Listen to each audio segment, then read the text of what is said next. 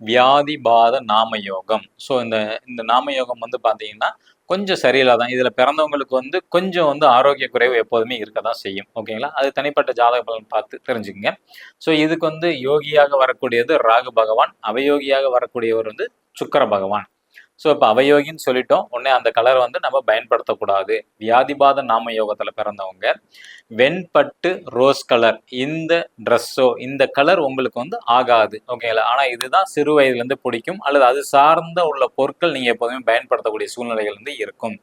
தவிர்க்க முடியாமல் கூட இருக்கலாம். ஸோ அதுக்கு வந்து நம்ம கொஞ்சம் கொஞ்சமாக மாற்று ஏற்பாடு செஞ்சுக்கணும். அதுக்கு பதிலாக வந்து ராகு வந்து உங்களுக்கு வந்து யோகியா வரனால ப்ளூ கலர் ட்ரெஸ்ஸை வந்து நீங்கள் வந்து பயன்படுத்தலாம். அது வந்து நன்மையை செய்யும். ஒரு கர்ச்சிப் அந்த கலர்ல இருந்தாலும் சரியா போச்சு. ஓகேங்களா? ஸோ இது வந்து மெயின் முக்கியமானது கலர். ரெண்டாவது இதில் தான் திருமண பொருத்தத்தை நம்ம பார்க்கும்போது வந்து பார்த்தோம்னா இந்த வியாதிபாதத்துக்கு வந்து அவயோகியாக வரக்கூடியவர் சுக்கிர பகவான். ஸோ சுக்கிர பகவான் வந்து எந்த நாம யோகத்துக்கு யோகியாக வராரோ அதெல்லாம் நம்ம அவாய்ட் பண்ணணும்.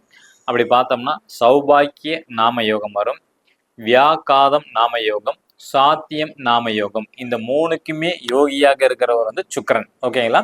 ஸோ அவரு வந்து இந்த வியாதிபாத நாம யோகத்துக்கு வந்து ஆக மாட்டார். கணவன் மனைவி ஒற்றுமையாக வாழ விடார்.